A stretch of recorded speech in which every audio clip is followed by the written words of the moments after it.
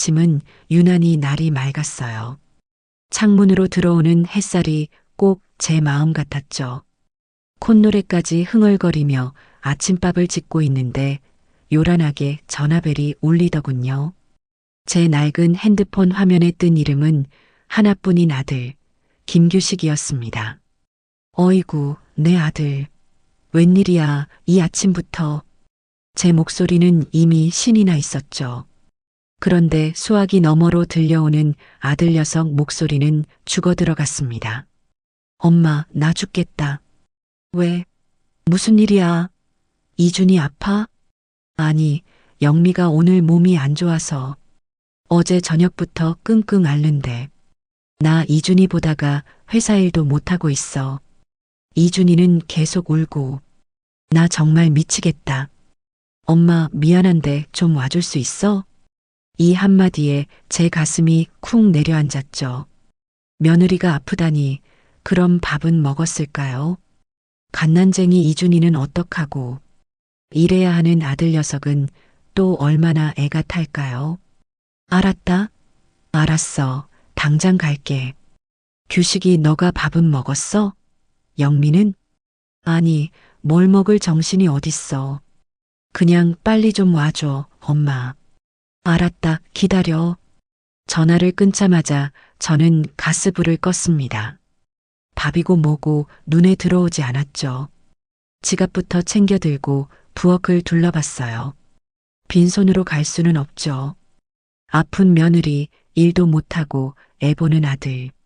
뭐라도 든든하게 먹여야 했습니다. 냉장고를 열어보니 마땅한 게 없더군요. 저는 망설일 틈도 없이 지갑을 들고 시장으로 향했어요. 아들 녀석이 환장하는 문어. 그래, 오늘은 큰맘 먹고 문어 숙회를 해줘야겠다 싶었죠. 아픈 며느리도 입맛이 돌지 모르잖아요. 사장님, 문어 제일 실한 놈으로 줘요. 오늘 바로 삶아 먹을 거니까 좋은 놈으로. 수산시장 좌파는 이른 아침인데도 활기가 넘쳤죠. 사장님이 큼지막한 문어 한 마리를 저울에 턱 올리는데 가격표를 보고 입이 떡 벌어졌습니다. 하지만 아들 녀석 얼굴이 어른거려 망설일 수가 없었어요. 주세요. 묵직한 문어가 담긴 검은 봉지를 받아들고도 발걸음이 가벼웠습니다. 집에 오자마자 냄비에 물부터 올렸죠. 무도 큼직하게 썰어 넣고 비린내 잡는다고 소주도 반 병이나 부었어요. 문어가 빨갛게 잘 익어가는 동안 시금치도 데치고 콩나물도 무쳤습니다. 이준이 먹일 한우도 조금 다져서 볶았죠. 금세 반찬통이 4-5개가 찼어요. 그걸 보자기에 싸들고 버스 정류장으로 뛰었습니다. 아들 집까지는 3시간.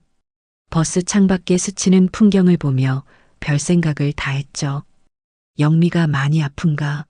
병원은 갔을까? 우리 규식이 일도 바쁜데 얼마나 힘들고. 드디어 아들네 아파트 앞에 내렸습니다. 1층 현관 비밀번호를 누르고 엘리베이터를 탔죠. 15층 버튼을 누르고 문이 닫히는데 거울에 비친 제 모습이 참 초라하더군요. 시장 다녀오느라 머리는 부스스하고 옷에는 밀가루까지 묻어 있었습니다. 딩동. 초인종을 누르고 잠시 기다렸어요. 철컥하고 문이 열렸습니다. 어머니 오셨어요? 그런데 제 앞에 서 있는 건 아파서 끙끙 앓는다던 며느리 영미였어요. 그것도 아주 멀쩡한 모습으로요. 화장은 또 어찌나 곱게 했는지 방금 미용실이라도 다녀온 사람 같았죠. 심지어 영미는 품에 그게 코코를 안고 있었습니다. 코코는 따뜻해 보이는 니트 스웨터까지 입고 있더군요. 저는 순간 할 말을 잃었어요. 아니 영미 너 아프다며? 영미는 제 얼굴을 빤히 보더니 무슨 소리냐는 듯 고개를 갸웃했어요. 제가요? 저 안 아픈데요. 아, 규식 씨가 그렇게 말했어요? 그럼 규식이는 어딨니? 일도 못하고 있다던데. 규식 씨요? 오늘 거래처랑 약속 있다고 아침 일찍 나갔는데요. 웬일로 일찍 일어났나 했네. 제 심장이 차갑게 식는 기분이었습니다. 아들 녀석이 제게 거짓말을 한 겁니다. 며느리가 아프다는 것도 자기가 이준이를 보고 있다는 것도 전부 새빨간 거짓말이었어요. 저를 그냥 공짜 보모로 부려먹으려고 이 늙은 어미에게 그런 거짓말을 한 거였죠. 영미는 그런 재석도 모르고 현관에 비켜서지도 않은 채 말했어요. 마침 잘 오셨네. 저 코코 산책시켜야 하니까 이준이 좀 보세요. 밥 먹을 시간 다 됐는데 울지도 않네. 뭐? 이준이 자고 있으니까 깨면 분유 좀 타서 먹이세요. 비켜요, 나가게. 영미는 저를 현관에 세워둔 채 벽에 세워져 있던 유모차를 끌고 나갔습니다. 사람이 타는 유모차가 아니었죠. 그게 코코가 타는 유모차였습니다. 며느리는 걔를 유모차에 태우고 저를 스쳐 지나갔어요. 저는 묵직한 반찬 꾸러미를 든 채 텅 빈 현관에 한참을 서 있었습니다. 안으로 들어오라는 말 한마디 듣지 못했죠. 저는 신발을 벗고 안으로 들어갔습니다. 거실은 어찌나 조용하던지요. 이준이는 정말 방에서 곤히 자고 있더군요. 며느리가 나간 현관을 물끄러미 바라봤습니다. 내가 지금 여기서 뭘 하는 건가? 속에서 천불이 났지만 곤히 자는 손주 얼굴을 보니 화를 낼 수도 없었어요. 이준이가 무슨 잘못이 있겠어요. 저는 한숨을 푹 내쉬고 거실 바닥에 반찬 꾸러미를 내려놓았습니다. 일단 손부터 씻으려고 화장실에 갔어요. 그런데 화장실 문을 여는 순간 기가 막힌 물건이 눈에 들어왔죠. 욕조 안에 개 전용으로 보이는 작은 욕조가 떡하니 자리 잡고 있더군요. 선반에는 코코 전용 샴푸, 코코 전용 린스라고 적힌 비싼 병들이 줄지어 서 있었습니다. 허사람 샴푸보다 더 좋은 걸 쓰네. 손을 씻고 나오는데 거실 소파에는 코코가 쓰던 담요와 장난감들이 어지럽게 널려 있었어요. 저는 이준이가 깰까봐 조심조심 거실을 치우기 시작했습니다. 개털이 어찌나 날리는지 연신 코를 훌쩍이며 물티슈로 바닥을 닦았죠. 1시간쯤 지났을까요? 영미가 돌아왔습니다. 코코는 유모차에서 내려 기분이 좋은지 꼬리를 흔들고 영미는 그런 코코를 보며 우리 애기 좋았어? 라며 콧소리를 내더군요. 저를 보고는 가볍게 목례만 하고는 코코를 데리고 화장실로 직행했습니다. 코코 발 닦아야 하니까 어머니 욕실 쓰지 마세요. 저는 대답할 기운도 없었어요. 그저 고개만 끄덕였죠. 부엌으로 가서 싸온 반찬들을 냉장고에 넣으려고 반찬통을 열었습니다. 규식이 먹이려고 정성껏 삶아온 문어, 냄새부터가 고소했죠. 규식이 오면 먹이려고 문어도 삶고 나물도 좀. 제 말이 채 끝나기도 전에 화장실에서 나온 영미가 코를 킁킁거리며 인상을 썼습니다. 어머니 냄새. 냄새? 무슨 냄새? 비린내요. 아, 문어 삶아 오셨어요? 어쩐지. 영미는 질색한다는 표정으로 손을 휘휘 내저었어요. 저 임신했을 때도 아니고 코코가 이런 냄새에 예민해서요. 제 후각이 사람보다 몇천 배는 발달한 거 아시죠? 스트레스 받아요. 영미야, 그게 무슨... 아, 어머니. 잠깐만요. 영미는 제가 막 냉장고에 넣으려던 반찬통들을 모조리 빼앗아 들었습니다. 문어 숙회, 시금치나물, 콩나물 무침. 그리고는 현관문을 활짝 열더군요. 어머니, 이거 일단 밖에 좀 둘게요. 뭐? 밖에? 네. 집안에 냄새 배잖아요. 코코가 밥 안 먹어요, 이러면.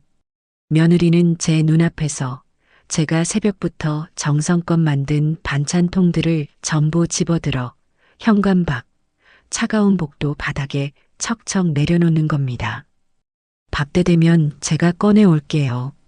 지금은 냄새 빠지게 현관문 좀 열어놔야겠어요. 영미는 창문이란 창문은 다 열고 공기청정기를 가장 세게 틀었어요. 저는 그저 멍하니 복도 바닥에 버려진 제 반찬통들을 바라볼 수밖에 없었습니다. 개 한 마리 때문에 이 늙은 어미의 정성이 쓰레기 취급을 당한 겁니다. 그렇게 모욕적인 오후가 지나갔습니다. 저는 이준이를 돌보며 틈틈이 복도에 나가 제 반찬통들을 힐끔거렸죠. 혹시나 지나가는 이웃이 발로 차기라도 할까봐 조마조마했습니다. 저녁이 되어 아들 규식이가 드디어 돌아왔어요. 엄마 왔어? 아이고, 이준이. 이 녀석은 아침에 제게 거짓말을 한 게 미안하지도 않은지 아주 태연한 얼굴로 이준이부터 안아들더군요. 고생했어, 엄마. 역시 엄마밖에 없다. 그때 영미가 규식이 귀에 대고 뭐라고 속삭였어요. 아마 제 반찬 이야기를 한 거겠죠. 규식이가 저를 힐끗 보더니 말하더군요. 엄마, 뭐 맛있는 거 있어? 냄새가. 저는 그 말이 어찌나 반갑던지요. 아, 맞다. 규식아, 엄마가 너 좋아하는 문어. 제가 신이 나서 현관 밖으로 나가려는데 영미가 저를 막아섰습니다. 자기야, 잠깐. 그거. 영미는 저 대신 복도에 나가 가장 큰 문어 숙회통을 들고 들어왔어요. 저는 이제라도 먹이려나 보다 하고 기대했죠. 영미는 부엌 식탁에서 통을 열었습니다. 그리고는 코를 박고 냄새를 맡더니 아주 과장된 몸짓으로 인상을 팍 썼어요. 어머, 무슨 일이야? 규식이가 묻자 영미가 저를 힐끔 쳐다보며 말했습니다. 자기야, 이거 냄새가 좀 이상해. 아무래도 밖에 너무 오래 둬서 그런가? 쉬었나 봐. 뭐? 아니야. 내가 오늘 아침에. 어머니, 괜찮아요. 날도 따뜻했는데 해산물이라 금방 상하죠. 모르고 드시면 큰일 나잖아요. 저는 기가 막혀서 말을 이을 수가 없었어요. 오늘 아침에 삶은 문어가, 그것도 이 서늘한 복도에 둔 문어가 반나절 만에 상한다니요. 말도 안 되는 소리였죠. 아니야, 영미야. 그거 안 상했어. 내가. 제 말은 들리지도 않는 모양이었어요. 영미는 그 비싼 문어가 담긴 통을 들고 코코의 밥그릇이 놓인 곳으로 걸어갔습니다. 코코는 밥그릇 앞에 앉아 꼬리를 살랑살랑 흔들고 있었죠. 코코는 장이 튼튼해서 괜찮을 거야. 특식이네, 코코. 영미야, 너 지금 뭐하는? 차르륵. 제 외침이 끝나기도 전에 며느리는 제가 아들을 위해, 아픈 며느리를 위해 새벽부터 시장 가서 비싼 돈 주고 사온 그 문어 숙회 전부를 개의 밥그릇에 쏟아부었습니다. 하얗고 쫄깃한 문어 살점이 개 사료 위에 수북이 쌓였습니다. 저는 그 자리에 얼어붙었어요. 숨이 쉬어지지 않았죠. 제 손, 제 정성, 제 돈. 그 모든 것이 지금 저 개의 밥으로 변해버렸습니다. 코코는 그 비싼 문어를, 제 아들이 환장하는 그 문어를 앞발로 툭툭 건드려 보더니 이내 와그작와그작 소리를 내며 씹어 먹더군요. 제 눈은 규식이만 향하고 있었죠. 아들아, 한마디만 해다오. 저건 아니라고, 저건 심하지 않냐고, 딱 한마디만. 저는 눈으로 애원했습니다. 제발 네 엄마 편을 들어달라고요. 규식이는 곤란하다는 듯 머리를 극적였습니다. 그리고는 문어를 씹어먹는 코코를 잠시 바라보더군요.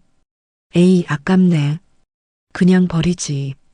그 말을 듣는 순간 제 속에서 무언가가 뚝 하고 끊어지는 소리가 들렸습니다.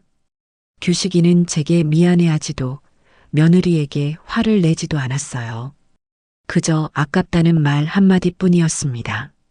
그것도 개가 먹는 게 아까운 게 아니라 버리지 않고 개를 준 게 아깝다는 투로요. 그날 저는 그야말로 꽂아 놓은 보리자루 신세였어요. 아들 녀석은 제게 그 모진 말을 뱉어놓고는 거실 소파에 앉아 핸드폰만 만지작거렸죠. 영미는 개 산책인지 뭔지를 마치고 돌아와서는 제게 눈길 한 번 주지 않고 코코라는 그게 뒷바라지에만 여념이 없었습니다. 저는 아들 녀석이 버리지 그랬냐고 했던 그 문어 껍데기가 담긴 게 밥그릇을 차마 쳐다볼 수가 없었어요. 가슴속에서 차가운 불길 같은 것이 치미는 기분이었죠. 저녁 밥상은 배달 음식으로 차려졌습니다. 족발인지 보쌈인지 기름진 냄새가 진동을 하더군요. 영미는 어머니는 소화 안 되시니까라며 제게는 밥 한 공기와 아침에 개 밥그릇으로 직행했던 그 시금치나물 남은 것을 툭 밀어주더군요. 규식이도 영미도 그 비싼 배달 음식을 뜯으며 뭐가 그리 즐거운지 자기들끼리만 낄낄거렸습니다. 저는 밥알을 씹는 건지 모래알을 씹는 건지 모를 심정으로 꾸역꾸역 밥을 넘겼어요. 밥을 먹고 나니 온몸에 피로가 몰려왔습니다. 오자마자 이준이를 돌보고 저녁에는 그 모욕까지 당했으니까요. 등이며 허리며 안 쑤시는 곳이 없었죠. 그 집 거실에는 소파가 2개 있었어요. 하나는 텔레비전 앞에 놓인 아주 크고 푹신해 보이는 가죽 소파였고 다른 하나는 창가에 놓인 조금 작은 천 소파였죠. 규식이는 큰 소파에 거의 눕다시피 해서 텔레비전을 보고 있었고 영미는 이준이를 씻긴다며 방으로 들어갔어요. 창가 소파는 비어 있었죠. 저는 아이고 허리야 소리를 내며 그 창가 소파로 다가갔습니다. 딱딱한 식탁 의자에 앉아 있느니 저기라도 잠시 등을 기대고 싶었어요. 제가 엉덩이를 붙이고 아이고 소리를 내며 등을 기대려는 바로 그 순간이었습니다. 어머니, 방에서 나온 영미가 날카로운 소리로 저를 불렀어요. 저는 화들짝 놀라 엉덩이를 뗐죠. 왜 그러니, 영미야? 영미는 믿을 수 없다는 표정으로 저를 위아래로 훑어보더니 제가 앉으려던 그 소파를 손가락으로 가리켰습니다. 어머니, 거기 앉으시면 안 돼요. 아니, 여긴 왜 또? 규식이도 저기 앉아 있는데. 규식 씨는 이 집 주인이니까 앉아도 되죠. 영미의 목소리가 어찌나 날카롭던지 텔레비전을 보던 규식이마저 고개를 돌리더군요. 영미는 제게 성큼성큼 다가오며 말했어요. 거기 코코 자리예요. 저거 독일에서 직구한 오가닉 패드 깔아놓은 건데 어머니 지금 밖에 먼지 다 묻히고 오셨잖아요. 거기 앉으시면 어떡해요. 저는 제 귀를 의심했습니다. 먼지라니요. 제가 먼지투성이라는 말인가요? 내가 밖에서 구르다 왔니? 너희 집에 들어오면서 발도 다 털고 어머니 옷에 머리에 붙은 그 수많은 먼지들은 어떡하고요? 코코는 피부가 예민해서 아무나 앉으면 안 돼요. 저 패드 세탁 얼마나 힘든 줄 아시냐고요. 저는 할 말을 잃고 그 소파를 바라봤습니다. 개 한 마리 앉는 자리가 이 늙은 어미가 잠시 등 한번 기댈 자리보다 더 귀하다는 말이었습니다. 규식이가 그제야 귀찮다는 듯이 한마디 하더군요. 아, 영미야. 그냥 좀 앉으시라 그래. 엄마 피곤하신가 보네. 자기야, 말 함부로 하지 마. 저거 세탁비가 얼만 줄 알아? 그리고 코코 피부 뒤집어지면 병원비는 어떡할 건데? 자기가 낼 거야? 영미가 바싹 대들자 규식이는 아 알았어라며 금세 꼬리를 내리고는 다시 텔레비전으로 고개를 돌려버렸습니다. 제 아들은 제 편을 들어주지 않았어요. 영미는 한숨을 푹 내쉬더니 부엌 식탁 구석에 있던 플라스틱 의자 하나를 발로 툭 차서 제 쪽으로 밀었습니다.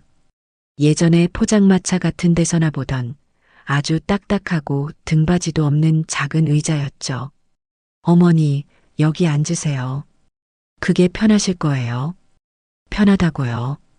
저 차갑고 딱딱한 플라스틱 조각이 저 푹신한 소파보다 편할 거라는 말이었습니다. 저는 정말이지 피가 거꾸로 솟는 기분이었죠. 하지만 어쩌겠어요. 아들 녀석도 저러고 있는데. 저는 아무 말 없이 그 플라스틱 의자를 끌어다 거실 한 구석에 자리를 잡았습니다. 엉덩이에 닿는 감촉이 얼음장처럼 차가웠어요. 허리를 받쳐주지 못해 등은 금세 다시 뻐근해졌습니다. 저는 그 딱딱한 의자에 앉아 푹신한 가죽 소파에 누워 낄낄대는 아들 녀석과 제자리였던 천 소파로 점프해 올라가 꼬리를 흔드는 코코라는 개를 그저 멍하니 바라봐야 했습니다. 그렇게 모욕적인 자세로 앉아 있으려니 목이 바싹바싹 타들어갔어요. 아침부터 겪은 일이며 저녁에 먹은 짠 나물 때문인지 갈증이 심하게 났죠. 영미야, 나 물 한 잔만 주겠니? 영미는 이준이 방에서 나오며 제 말을 들었지만 못 들은 척 부엌으로 가더군요. 그리고는 최신형 정수기에서 물을 한 컵 받았습니다.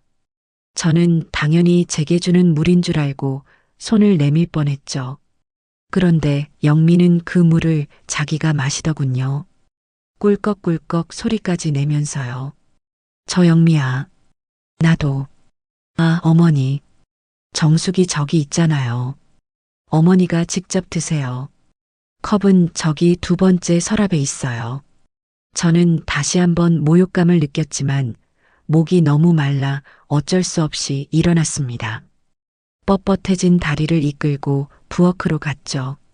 두 번째 서랍을 여니 손님용인지 아니면 저 같은 사람 쓰라고 둔 건지 이가 살짝 나간 낡은 유리컵 하나가 덩그러니 있더군요. 영미와 규식이가 쓰는 반짝이는 커플컵과는 완벽하게 다른 컵이었어요. 저는 그 컵에 정수기 물을 받았습니다. 물이 시원하지도 않고 미지근하더군요. 에이 속으로 불평하며 물을 반쯤 마셨을 때였습니다. 영미가 그 집에서 제일 큰 양문형 냉장고 문을 활짝 열었습니다. 냉장고 안에는 처음 보는 상표의 생수병들이 가득 차 있었어요. 전부 영어 아니면 프랑스어로 쓰여 있었죠.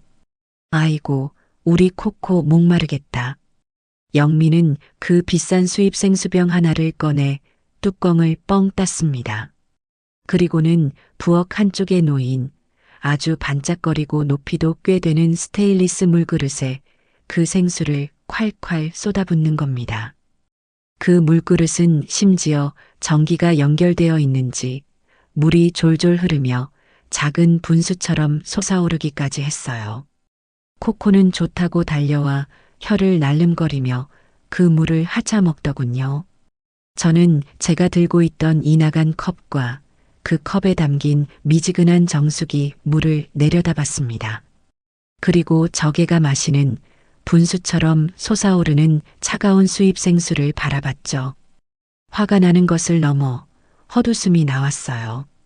영미야, 저개는 저런 물을 마시니? 제 목소리가 저도 모르게 떨려 나왔어요. 영미는 뭐가 문제냐는 듯 저를 빤히 쳐다보며 말했습니다. 네. 그럼요. 코코는 정수기 물 마시면 배탈 나요. 수의사 선생님이 꼭 미네랄 워터 먹이랬어요. 이것도 프랑스에서 직구한 거예요. 물맛이 다른가 봐요. 얼마나 잘 마시는지. 그럼 나는? 그 말이 저도 모르게 튀어나왔습니다. 그럼 나는? 영미는 제 질문의 의도를 모르겠다는 듯, 아니, 알면서도 모르는 척하는 듯한 그 특유의 표정을 지었습니다. 어머니요? 어머니는 괜찮으시잖아요. 정수기 물 깨끗해요. 저희 엄마는 아직도 보리차 끓여 드시는데 정수기면 감지덕지죠. 감지덕지. 그래요. 저는 감지덕지해야 하는 신세였습니다. 이 집에서는 저 프랑스산 생수를 마시는 개보다도 못한 존재였으니까요. 저는 남은 물을 마저 입에 털어 넣었습니다. 물이 어찌나 쓰던지 꼭 소태를 씹는 기분이었죠. 더 이상은 참을 수가 없었어요. 이대로 있다가는 정말 화병이 날 것 같았죠. 저는 며느리가 이준이 방으로 다시 들어간 틈을 타 텔레비전에 정신이 팔린 규식이에게 다가갔습니다. 규식아, 왜 엄마? 나 이거 재밌는 거 한단 말이야. 녀석은 텔레비전에서 눈을 떼지도 않고 대답했어요. 아들, 나 너무 서운하다. 영미가 나를 너무 무시해. 내가 걔만도 못하니? 제 목소리에는 눈물이 섞여 있었죠. 이준이 깰까봐 큰 소리도 못 내고 끄끄거리며 속삭였습니다. 너가 다 봤잖아. 내가 저 소파에도 못 앉고 물도 저개가 마시는 것보다 못한 걸. 그제야 규식이가 에이 씨 하는 짜증 섞인 소리를 내며 텔레비전 소리를 줄였습니다. 그리고는 저를 돌아보는데 그 눈빛에 미안함이나 안타까움은 일도 없었어요. 오직 귀찮음과 짜증만이 가득했죠. 엄마, 또 그 소리야? 또 그 소리라니. 엄마가 이런 취급을 받는데 내가 아까 영미한테 말했잖아. 그냥 좀 참으면 안 돼? 참으라니. 이걸 어떻게 참아? 너가 봤잖아. 내가 걔보다 못한 취급을 받는 걸 너가 봤잖아. 제 목소리가 조금 높아지자 규식이가 쉿 하며 제 입을 막는 신용까지 했습니다. 영미가 들을까봐 겁이 난 거겠죠. 아, 엄마. 좀 조용히 해. 영미가 이준이 보느라 스트레스 받아서 그래. 엄마가 이해 좀 해줘. 원래 애 낳으면 예민해지는 거야. 예민한 거랑 시어미를 걔만도 못하게 보는 거랑 같니? 너는 네 엄마가 저개가 마시는 물보다 못한 물을 마시는데 그게 아무렇지도 않아? 저는 울면서 따졌습니다. 그러자 규식이 녀석이 정말이지 제 평생 잊을 수 없는 말을 하더군요. 하 엄마 진짜. 녀석은 깊은 한숨을 쉬더니 제게 이렇게 말했습니다. 그리고 코코? 제가 그냥 개인 줄 알아? 뭐? 코코 우리 집에 오고 나서 내일 풀린 거 몰라? 제가 우리 집 복덩이야. 영미가 쟤한테 쏟아붓는 게 다 이유가 있다고. 장모님도 제 덕분에 사업 잘 풀렸대. 쟤 아니었으면 너가 지금 앉아있는 이 아파트 대출금도 못 갚을 뻔했어. 저는 제 아들의 입에서 나오는 말을 도무지 이해할 수가 없었습니다. 그러니까 엄마가 코코한테 좀 맞춰줘. 별것도 아니잖아. 그냥 소파에 안 앉고 냄새나는 거 안 가져오면 되잖아. 왜 자꾸 영미 불편하게 만들어? 엄마가 자꾸 그러니까 나만 중간에서 힘들어, 알어? 규식아, 그게 지금 할 소리야? 나 힘든 거 싫어, 엄마. 제발 그냥 조용히 있다가 가. 응? 규식이는 그 말을 끝으로 텔레비전 소리를 다시 키웠습니다. 대화는 끝났다는 뜻이었죠. 저는 그 자리에 못 박힌 듯 서 있었습니다. 제 아들은 제게 이해를 바란 게 아니었어요. 희생을 강요한 거죠. 저개를 위해서, 며느리를 위해서, 그리고 자기 자신의 편안함을 위해서 이 늙은 어미가 모욕을 감수하라고 말한 겁니다. 그날 밤 저는 그 집에서 잠을 잘 수가 없었어요. 영미는 제게 이준이 방 구석에 얇은 요 하나를 깔아주더군요. 저는 그 차가운 바닥에 누워 뜬 눈으로 밤을 지새웠습니다.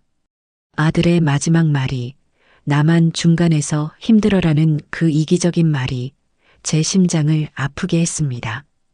다음 날 아침이 밝았습니다. 밤새 한숨도 못 자 몸은 솜처럼 무거웠지만 이준이가 깰까봐 새벽같이 일어났죠. 부엌으로 나가니 어제 먹다 남은 배달 음식 찌꺼기들이 식탁 위에 그대로 널려 있었어요. 저는 한숨을 쉬며 그것부터 치우기 시작했습니다. 아무도 시키지 않았지만 이 집에 있으려면 뭐라도 해야 할 것 같았죠. 설거지를 하고 있는데 영미가 코코를 안고 부엌으로 나왔습니다. 어머니, 일찍 일어나셨네요. 이준이 깼어요? 아니, 아직. 밥은 어떡할까? 내가 뭐라도. 됐어요. 저 다이어트 중이라 아침 안 먹어요. 규식 씨도 늦잠 잘 거고요. 어머니 드실 건 냉장고에 어제 그 나물 있으니까 그거랑 드세요. 며느리는 저를 본체만체하며 냉장고에서 코코용 특수 사료인지 뭔지를 꺼내더군요. 그걸 비싼 그릇에 부어주고는 자기는 커피 머신에서 향긋한 커피를 내리기 시작했습니다. 저는 찬밥에 어제 그 시금치나물로 아침을 때웠어요. 밥이 입으로 들어가는지 코로 들어가는지 모르겠더군요. 아침을 먹고 나니 영미가 갑자기 분주해졌습니다. 화장실에 들어가 한참을 씻고 나오더니 방에 들어가서는 온갖 화장품을 얼굴에 바르기 시작했어요. 제가 어제 입고 온 것 같은 비싼 외출복으로 갈아입더군요. 영미야, 어디 가니? 네. 오늘 코코 미용 예약한 날이라서요. 영미는 거울을 보며 립스틱을 칠하다 말고 대답했어요. 코코도 어제 입었던 옷과는 다른 반짝이가 달린 분홍색 드레스 같은 것을 입고 있었죠. 미용? 걔 미용을 그렇게 멀리 가? 그럼요. 청담동 숍이에요. 아무데나 맡길 수 없죠. 청담동. 저는 기가 막혔습니다. 걔 미용을 시키러 그 먼 청담동까지 간다니요. 자기야, 나 다녀올게. 영미가 안방을 향해 소리쳤어요. 안방에서는 규식이의 잠꼬대 같은 목소리가 들려왔죠. 잘 다녀와. 아, 맞다. 영미는 현관으로 향하다 말고 저를 돌아봤습니다. 그 눈빛, 어제 저를 소파에서 쫓아낼 때와 똑같은 아주 차갑고 사무적인 눈빛이었죠. 어머니, 저 숍 갔다가 친구도 만나고 오면 저녁 늦을 거예요. 뭐? 저녁 늦게? 네. 오늘 특별히 예약 잡은 거라. 이거 30만 원짜리거든요. 예약금만 10만 원 날아가요. 지금 안 가면 2달은 기다려야 돼서 30만 원. 제 귀를 의심했습니다. 개털 깎는데 30만 원이요. 제가 한 달 꼬박 아껴 써야 모을 수 있는 돈이었습니다. 어머니, 영미는 제 반응은 아랑곳 없다는 듯 말을 이었습니다. 이건 부탁이 아니었어요. 명백한 명령이었죠. 이준이 저녁 7시에 분유 타서 먹이세요. 240ml요. 기저귀는 저기 서랍에 있고요. 중간에 깨면 안아주시고요. 아, 그리고 코코 공기청정기는 끄지 마세요. 제 없어도 돌아가야 냄새 안 나요. 영미는 그 말만 남기고 코코를 품에 안았습니다. 우리 애기 예뻐지러 가자. 콧소리를 내며 현관문을 나섰죠. 철컥. 문이 닫혔습니다. 저는 텅 빈 거실에 홀로 남겨졌어요. 30만 원이라는 숫자가 머릿속을 맴돌았습니다. 거실은 적막했죠. 안방에서는 규식이의 코 고는 소리만 간간히 들려왔습니다. 그래, 며느리가 저러니 아들이라도 나랑 말동무라도 해주겠지. 저는 규식이 녀석이 일어나기만을 기다렸습니다. 하지만 1시간이 지나고 2시간이 지나도 규식이는 나올 생각을 안 했어요. 점심때가 다 되어가는데도 말이죠. 아무리 피곤해도 그렇지 엄마가 와 있는데 저는 이준이가 깰까봐 조심조심 안방 문을 두드렸습니다. 규식아, 아들 점심 먹어야지. 대답이 없었어요. 규식아, 다시 한번 불렀죠. 그때 안에서 짜증 섞인 목소리가 들려왔습니다. 아, 왜? 점심 먹으라고. 나 안 먹어. 피곤해. 나 방에서 좀 쉴게. 그래도 엄마가 왔는데 얼굴도 안 비추고. 아, 엄마. 나 어제 야근해서 진짜 피곤하단 말이야. 나중에 이준이나 잘 봐줘. 철컥. 안에서 문을 잠그는 소리가 들렸습니다. 저는 그 방문 앞에서 그대로 굳어버렸어요. 며느리도 아니고 제 배 아파 낳은 아들 녀석이 저를 피해서 방문을 잠가버린 겁니다. 피곤하다는 핑계로요. 저는 멍하니 거실로 돌아왔습니다. 어제 앉았던 그 차가운 플라스틱 의자에 다시 주저앉았죠. 거실에는 윙하는 코코의 공기청정기 소리만 가득했습니다. 저는 그 집에 며느리에게를 위해 돌아가는 공기청정기만도 못한 존재가 되어버린 겁니다. 그렇게 1시간이 지났을까요? 이준이가 깼는지 의행하고 울기 시작했어요. 저는 화들짝 놀라 이준이 방으로 달려갔죠. 아이고, 기저귀가 또 젖었네요. 기저귀를 갈아주고 아이를 안아 달랬습니다. 이준아 할미가 미안하다. 이런 꼴이나 보이려고. 그런데 그 순간 조용하던 규식이의 방에서 요란한 소리가 들려오기 시작했습니다. 아, 거기, 잡아, 쏘라고, 멍청아, 타타탕, 쾅, 쾅. 저는 제 귀를 의심했어요. 저건 잠자는 소리가 아니었죠. 피곤해서 쉰다던 아들 녀석은 방에 틀어박혀 게임이라는 것을 하고 있었던 겁니다. 어쩐지 아까부터 기계 소리 같은 게 희미하게 들린다 했어요. 헤드폰인지 뭔지를 끼고 하니까 밖의 소리는 듣지도 못하고 제 고함 소리만 울려 퍼지는 거였죠.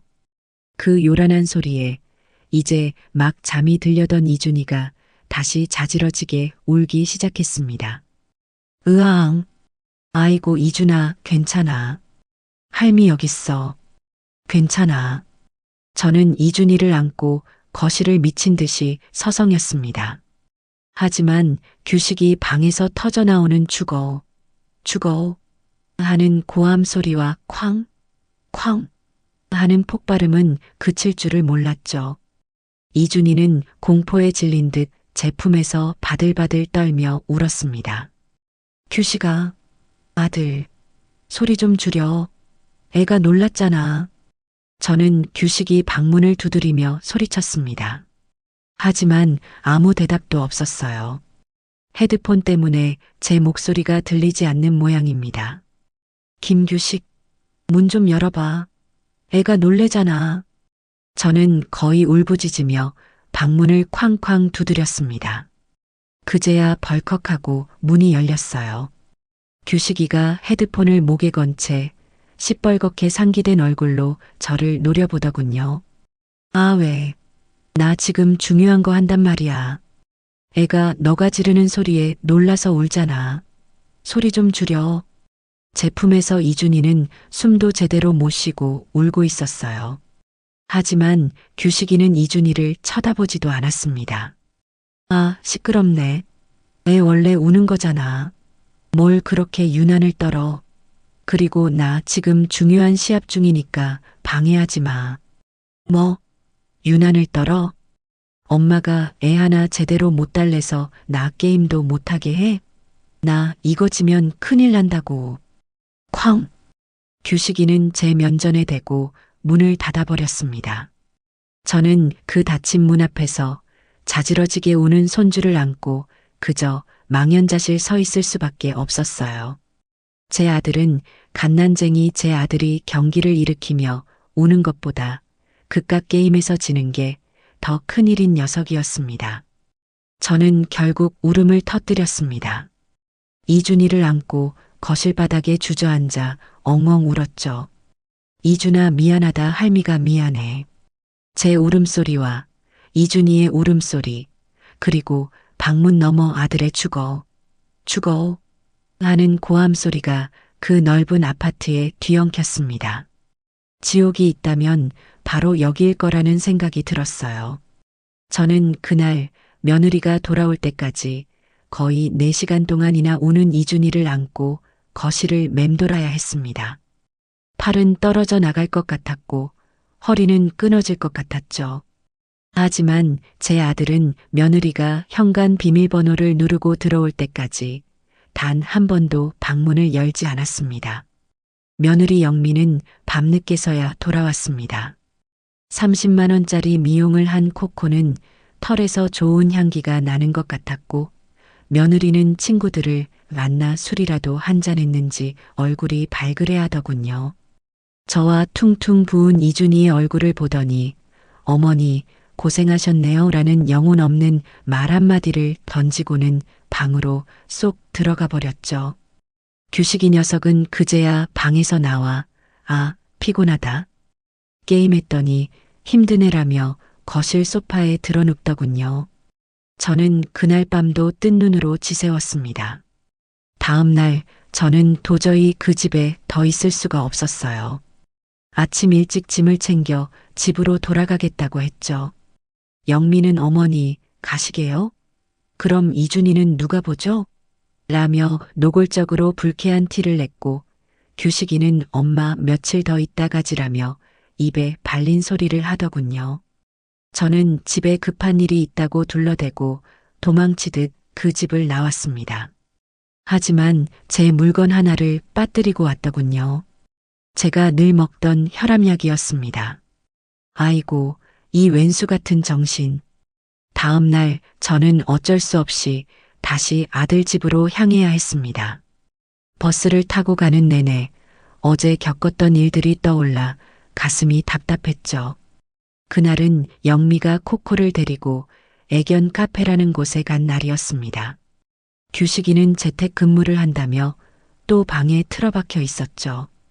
엄마 약만 가지고 얼른 가. 나 일해야 돼. 이게 저를 본 아들의 첫마디였습니다. 저는 알았다고 대답하고 제 약봉지를 찾았어요. 그리고 이준이가 자는 방을 살짝 들여다봤죠. 아이고, 우리 강아지. 잘 자네. 손주 얼굴을 보는데 어제 그렇게 울던 모습이 떠올라 가슴이 아팠습니다. 이준이를 안고 토닥여주는데 바로 그때였습니다. 어제 저녁에 느꼈던 그 끔찍한 통증이 다시 제 가슴을 쿵 하고 내리쳤습니다. 어제보다 훨씬 더 강한 충격이었어요. 숨이 턱 막히고 식은땀이 비 오듯 흘렀습니다. 안 되겠다. 이건 그냥 넘길 일이 아니었어요. 저는 이준이를 겨우 침대에 다시 뉘고 벽을 짚으며 거실로 나왔습니다. 그리고 규식이의 방문을 두드렸죠. 규식아, 나 가슴이 너무 아파. 제 목소리는 저도 모르게 기어들어가고 있었어요. 안에서는 키보드 두드리는 소리만 타닥타닥 들릴 뿐 아무 대답이 없었죠. 규식아, 제발 문 좀 열어봐. 나 정말 이상해. 그제야 벌컥하고 문이 열렸습니다. 규식이는 헤드폰을 끼고 있었고 제 얼굴을 보더니 어제와 똑같은 그 짜증이 가득한 표정을 지었어요. 또 왜? 나 일한다니까. 아들, 나 가슴이. 엄마, 어제도 그러더니 또 왜 그래? 애 하나 보는데 그렇게 힘들어? 엄살은. 엄살. 저는 그 말을 듣는 순간 눈앞이 하얘졌습니다. 아니야, 이번엔 정말 아파. 됐어. 나 바빠. 엄살 부릴 거면 집에 가서 부려. 규식이는 그렇게 말하고 문을 닫으려 했습니다. 저는 그 차가운 문이 닫히는 것을 보며 정말 이대로 죽을지도 모른다는 공포에 휩싸였어요. 물이라도 마셔야. 저는 비틀거리는 걸음으로 부엌으로 향했습니다. 어제 제가 이가 나간 컵으로 물을 마셨던 그 정수기 앞으로 갔죠. 컵을 잡으려는데 손이 제 말을 듣지 않았습니다. 수전증 환자처럼 파르르 떨리기 시작했죠.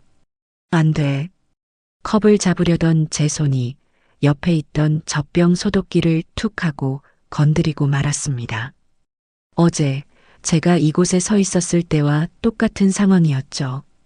와장창 요란한 소리가 거실을 울렸습니다. 영미가 애지중지하던 그 비싼 독일제 유리 젖병이 어제와 똑같이 대리석 바닥에 떨어져 산산조각이 나버렸습니다. 그리고 어제와 똑같이 규식이의 방문이 벌컥하고 열렸죠. 이번에 녀석은 방에서 뛰어나오다시피 했습니다. 녀석의 눈은 제가 아니라 바닥에 흩어진 유리 조각에 정확히 꽂혔습니다. 녀석의 얼굴이 시뻘겋게 달아올랐어요. 진짜. 엄마, 지금 뭐 하는 거야? 녀석은 저를 향해 버럭 소리를 질렀습니다. 이게 얼만 줄 알아? 어제도 깨뜨릴 뻔하더니 기어코 깨뜨려. 하나에 5만 원짜리라고. 영미가 알면 난리 날 텐데. 규식이는 제 앞에서 발을 동동 구르며 안절부절 못했습니다. 아픈 어미는 안중에도 없었죠. 오직 깨진 젖병 그리고 며느리에게 들킬 걱정뿐이었습니다. 저는 식탁을 붙잡고 겨우 서 있었어요. 가슴 통증은 극에 달해 이제는 칼로 심장을 찌르는 듯 했습니다. 규식아 미안하다. 엄마가 정말 아파서 손이 떨려서. 저는 가슴을 부여잡고 거의 울먹이며 아들에게 매달렸어요. 제발 이 엄마의 고통을 알아달라고 애원했습니다. 엄마, 제발 나 좀 살려줘. 나 가슴이 정말. 저는 아들의 바짓가랑이라도 붙잡고 싶은 심정이었습니다. 하지만 제 절박한 호소를 듣는 규식이의 표정은 믿을 수 없을 만큼 차가워졌습니다. 녀석은 저를 위아래로 훑어보더니 기가 막힌다는 듯이 코웃음을 쳤어요. 가슴? 규식이는 제 말을 그대로 따라했습니다. 가슴이 아픈 사람이 젖병은 어떻게 깼어? 소리는 또 왜 그렇게 요란하게 냈는데? 일부러 깬 거 아냐? 일부러. 저는 그 말을 듣는 순간 망치로 머리를 세게 얻어맞은 듯 아무 생각도 나지 않았어요. 아니야 그게. 정말 손이. 엄마. 규식이가 제 말을 싹둑 잘랐습니다. 녀석은 제게 한 걸음 다가와 제 눈을 똑바로 쳐다보며 제 평생 잊을 수 없는 그 잔인한 말을 내뱉었습니다. 제발 쇼 좀 하지 마. 쇼라니요. 맨날 아프다 죽겠다. 엄마가 그렇게 아픈 사람이면 어제 여길 왜 또 왔어? 핑계도 좋다. 영미 없을 때 와서 또 뭐 훔쳐가려고 그런 거 아냐? 뭐? 훔쳐가? 아니면 뭐야? 왜 맨날 우리 집에 와서 물건 깨뜨리고 분위기 망치고 영미 스트레스 받게 해? 엄마, 제발 쇼 좀 그만하라고. 저는 그 자리에 주저앉고 말았습니다. 제 아들이 저를 도둑 취급까지 했습니다. 눈물이 쏟아졌습니다. 아픈 가슴을 부여잡고 깨진 유리 조각들 앞에서 아이처럼 엉엉 울기 시작했죠. 규식이는 그런 저를 벌레 보듯 쳐다보더군요. 울지 마. 우는 것도 쇼 같으니까. 녀석은 부엌 구석에서 빗자루와 쓰레받기를 가져와 제 발 앞에 탁 하고 던졌습니다. 영미 오기 전에 이거 싹 다 치워.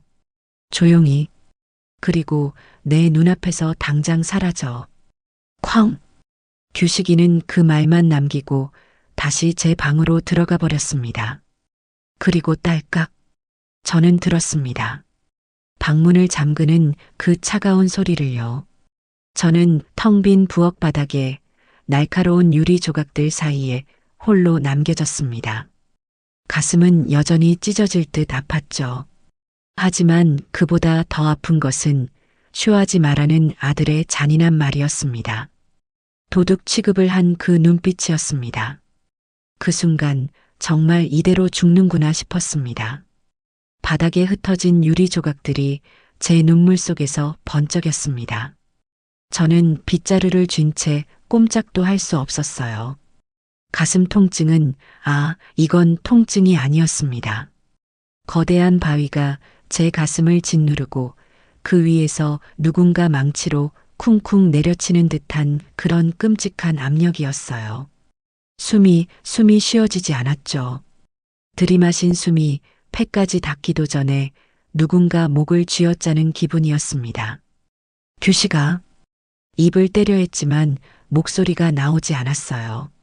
제 눈은 굳게 닫힌 아들의 방문만 향하고 있었죠. 딸깍. 그 잔인한 잠금새 소리가 제 심장이 부서지는 소리보다 더 크게 들렸습니다. 저는 빗자루를 놓쳤습니다. 와르르 빗자루대가 바닥에 쓰러지는 소리가 났지만 방문 안의 아들 녀석은 듣지 못하는 모양입니다. 방 안에서는 여전히 덤벼 하는 헤드폰 너머로 새어나오는 괴성이 희미하게 들려왔어요. 녀석은 지금 어미가 죽어가는 이 순간에도 그놈의 게임에만 정신이 팔려 있었습니다. 쉬하지 마. 도둑 취급. 당장 사라져. 아들이 제게 내뱉은 말들이 깨진 유리 조각이 되어 제 심장에 박히는 것 같았어요. 아니, 심장의 통증이 너무 극심해서 그런 모욕감조차 사치스럽게 느껴질 정도였죠. 저는 차가운 대리석 바닥에 무릎을 꿇었습니다. 그리고 이내 옆으로 쓰러지고 말았죠. 뺨에 차가운 바닥에 감촉이 와 닿았습니다. 깨진 젖병 조각 하나가 제 뺨 바로 옆에서 위태롭게 빛나고 있었어요. 저기에 찔리면 어쩌나 하는 그런 한가한 생각마저 스쳐 지나갔습니다. 으엥. 그때였습니다. 이준이가 갓난쟁이 손주 녀석이 제가 쓰러지는 소리에 놀랐는지 아니면 이 지옥 같은 분위기를 느꼈는지 다시 울기 시작했습니다. 아이고, 저 녀석. 저 녀석은 어떡하나요? 이준아. 저는 아픈 몸을 이끌고 기어서라도 이준이 방으로 가야 했습니다. 할미가 여기 있다고 말해줘야 했죠. 저는 바닥을 짚고 몸을 일으키려 했어요. 하지만 팔에 힘이 들어가지 않았습니다. 마치 온몸의 기운이 발바닥 아래로 전부 빠져나간 것 같았어요. 가슴 통증은 이제 왼쪽 어깨를 타고 팔뚝까지 내려오는 기분이었습니다. 팔이 제 팔이 아닌 것처럼 무겁고 저려왔죠. 규식아, 아들아. 저는 마지막 남은 힘을 쥐어짰습니다. 목구멍에서 피맛이 나는 것 같았어요. 규식아, 문 좀 열어봐. 나 정말 죽을 것 같아. 이준이가 울잖아. 제 절규가 거실을 울렸습니다. 그때였어요. 방문 안에서 시끄럽게 들리던 게임 소리가 잠시 멈췄습니다. 들었구나. 드디어 들었어. 저는 희미한 희망을 품었죠. 문이 열릴 거라고, 아들 녀석이 놀라서 뛰쳐나올 거라고 생각했습니다. 아, 진짜 시끄럽네. 방 안에서 들려온 것은 문이 열리는 소리가 아니라 더 큰 짜증이 섞인 고함이었습니다. 그리고 쾅. 그 녀석이 헤드폰을 쓴 채로 벽을 치는 듯한 소리가 들렸어요. 조용히 좀 해. 방해된다고. 그리고 다시 게임 소리가 시작되었습니다. 아까보다 더 크게. 녀석은 제 절규를 듣고도 문을 열기는커녕 제 목소리를 듣기 싫다며 게임 소리를 더 키워버린 겁니다. 저는 그 순간 모든 것을 포기했습니다. 아, 나는 여기서 이렇게 죽는구나. 제 아들은 저 방문 안에 없었습니다. 제 배 아파 낳은 제 평생을 바쳐 키운 아들은 이제 저 세상에 없었어요. 저 방문 안에는 며느리의 남편과 코코의 보호자 그리고 김규식이라는 낯선 괴물만 있을 뿐이었죠. 눈물이 뺨을 타고 흘러 차가운 바닥을 적셨습니다. 서러움도 분노도 아니었어요. 그저 허무했습니다. 내 인생이, 내 자식 농사가 이렇게 끝나는구나. 안 돼. 이대로 죽을 순 없어. 그때 제 눈에 거실 구석에 놓인 제 손가방이 들어왔습니다. 전화기. 119. 으엥. 이준이의 울음소리는 점점 더 커지고 있었어요. 저 아이를 저 괴물에게 맡기고 갈 수는 없었습니다. 저는 바닥을 기기 시작했습니다. 가슴은 터질 것 같았고 숨은 턱까지 차올랐지만 이를 악물었죠. 깨진 유리 조각이 무릎에 박히는 것 같았지만 아픈 줄도 몰랐어요. 한 뼘, 또 한 뼘. 짐승처럼 바닥을 기었습니다. 1미터도 안 되는 거리가 천리 길처럼 멀게만 느껴졌죠. 드디어 손가방에 손이 닿았습니다. 가방을 열고 덜덜 떨리는 손으로 전화기를 꺼냈어요. 화면이 눈앞이 흐려서 화면이 제대로 보이지 않았습니다. 119. 손가락이 제 말을 듣지 않았어요. 1을 누른다는 게 1을 누르고 9를 누른다는 게 6을 눌렀죠. 아니야. 아니야. 저는 울면서 다시 번호를 눌렀습니다. 여보세요. 119죠. 제 목소리가 아니었어요. 갈라지고 힘없는 죽어가는 노인의 목소리였습니다. 네, 119입니다. 무슨 일이십니까? 살려주세요. 나 쓰러졌어요. 심장이. 진정하시고 주소가 어떻게 되십니까?